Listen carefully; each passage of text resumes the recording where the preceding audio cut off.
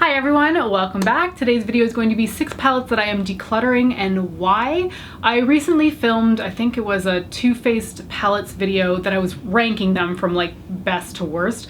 And I realized that there was a lot of palettes in that video that I was talking about that I just never really reached for anymore, and there was really no point in me keeping them anymore. So with that in mind, I started actually going through my palettes, being like, what do I actually need to keep, what I don't really like and don't use, and what can I pass on to a better home? So there's 6 palettes in this video, and I'm going to explain to you exactly why I'm getting rid of them. Let's kick this off with some of the Too Faced palettes. So these are the Natural Eyes and the Natural Matte palette, and I received both of these in PR when they were rebranding the sort of natural collection from them, and there is nothing inherently wrong with the quality of these. The problem is just that they're not really my aesthetic.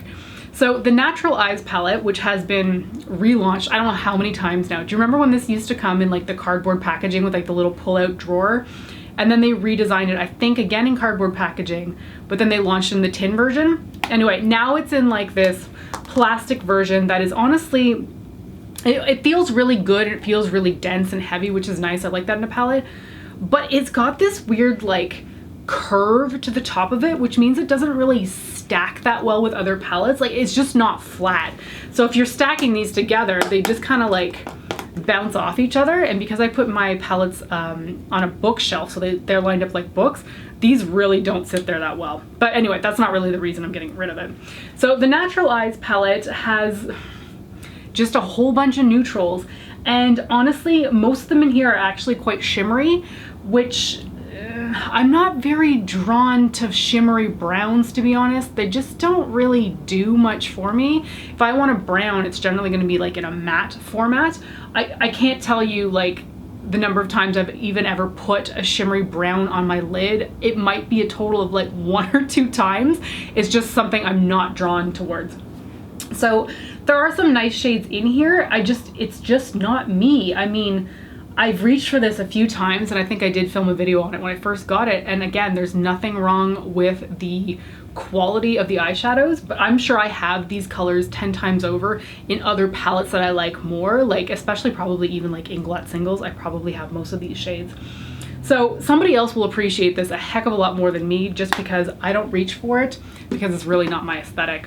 And that also kind of weighs into this palette as well. So this is the Natural Matte palette, and I do honestly prefer this over the Natural Eyes palette, just because the color tones are a little bit more me in terms of neutrals. They're also all matte in here, which is very nice. I mean, you know that just from the title, Natural Matte palette.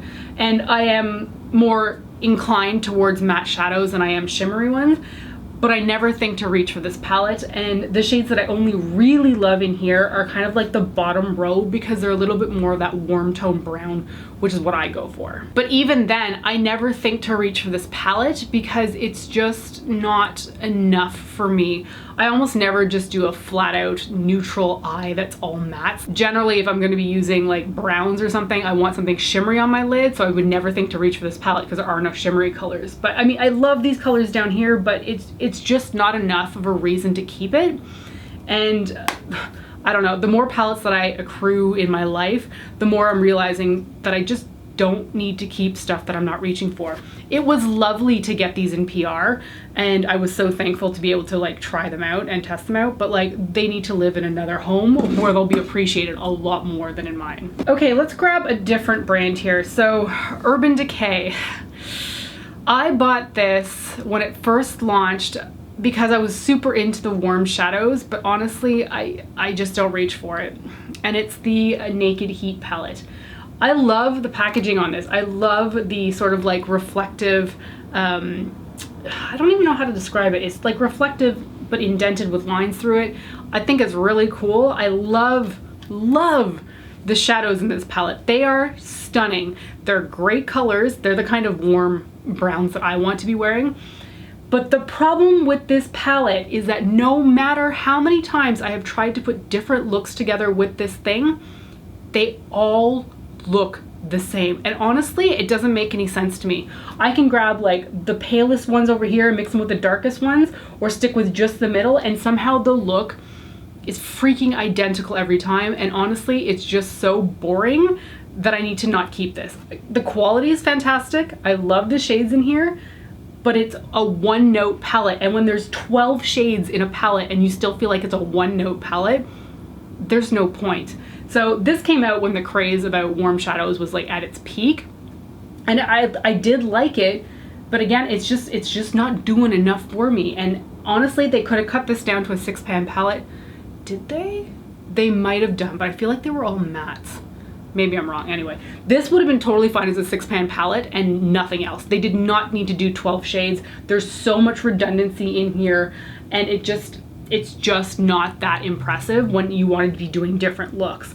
So somebody else will love this. It honestly kind of breaks my heart to get rid of it because again, there's nothing inherently wrong with it, but I'm just so deflated every time I use it, because every time I go to use it, I'm like, okay, today's the day that I'm gonna make a totally different look. And then I bust out the eye look and I'm like, it looks the same as the other 10 shadow looks that I put together with this palette. So anyway, I know no one's really talking about this palette anymore, and maybe it's not that exciting that I'm decluttering it, but like, there's no point me having it. There's literally no point me having it in my collection. Okay, back to Too Faced for a little bit here. This is the Too Faced Sugar Cookie palette. And I really love these bite-sized palettes. There's a few of them. There's like the peach one. They did hot buttered rum, and I think there's like a tropical one. I don't have that one. And for the most part, the quality is quite good in them, but there's something wrong with this one, and I just don't like it. So the Sugar Cookie palette comes with predominantly neutral tones in here, but they just don't play that well, or I don't know what it is exactly. Every time that I've used it, I just feel like the look is not that impressive enough, and maybe it's just because there really isn't a dark enough tone in here that's a matte. This one up here is shimmery, and it just, that one I think is the worst offender. It's kind of like chalky when you apply it. It just doesn't leave a good lasting pigment on your eyes. And honestly, I wanted to keep this just because it was so bloody cute, and I love the little palettes. But that's not a good enough reason. Like, seriously, that is not a good enough reason to keep it. The only shade that I really like in here is, what do you call, Nom Nom, which is a great name to begin with. It's like this flaky silvery color, which honestly probably annoys a lot of people because most people don't like flaky shadows. But that one's kind of like fun to put on the inner corner of your eye. But honestly, I have these shadows like 10 times over. There's no point me keeping this little mini one just because I think it's adorable. Like, there's no point. I still got the hot buttered rum one and the follow-up to the sweet peach in a mini version. I love those two, but this one it's just not worth keeping. Okay, the next one is another Too Faced palette, and I didn't really want to get rid of this even though I hate it. But that right there speaks volumes. It's the Too Faced Peanut Butter and Honey palette. I wanted so desperately to love this palette because it was a follow-up to the Peanut Butter and Jelly palette. And the Peanut Butter and Jelly palette is one of the best palettes ever. Not only are the colors in there very cohesive, but they're also very different for Too Faced, because generally when they're making these 9-pan palettes, this whole section over here is very same. Like, as you can see in this one, these are all basically the same color, and really they don't look that different on me. But in the Peanut Butter and Jelly palette, they had like a brow bone highlight shade that is my skin tone, which worked out really well. But they also had like a gold, and then there was a little bit more of a pale peach in there. With this one, I don't know what they did. They chose weird colors. They didn't really work out that well. And the fact that it's like peanut butter and honey, and there's really only like 2 colors in here that are sort of in the honey vein, which would be Honey Buns and Feeling Nutty, only because they've got a little bit more of a yellow base to them, just feels weird to call this the honey palette when the basis for it is just like plain brown without that much of a golden tone to it. It just, like, there's no even like true gold. Like, the front of the packaging has honey in like this fun font that's bubbled up, but there's no color like that even in the palette, and yet that's like the perfect honey color. It just made no sense. Plus, the quality on this was pretty piss poor, to be honest. While the Peanut Butter and Jelly palette had such good pigmentation and coloring, this one, it just fell flat. And honestly, there's only one shimmery color in here, which is a little bit strange now that I'm looking at it. And the shimmery color is the darkest one. So like, what were they thinking? It's this one up here, Going Nuts. Bee's Knees over here has a little bit of that glitter flecks in it, but you know the type. That's the kind of shadow that as soon as you put it on, those glitter flecks go everywhere else but on your eye, and the shadow is basically matte. So this thing ended up being a total bust despite me wanting to love it so dearly. And I mean, I've held on to this for how long? Like, this probably came out 3 or 4 years ago now, and it's time. Because like, I think I've reached for it once since I initially got it. I probably tried it out for a week, and then after that discarded and pulled it out once, and I was like, oh yeah, you're pretty shit, aren't you? Okay, and the very last palette that I'm going to be getting rid of is a ColourPop palette. And I feel like this is going to be a very divisive statement to make, but I do not like the Yes Please palette. I don't know why everybody raves about this thing, because I can't stand it.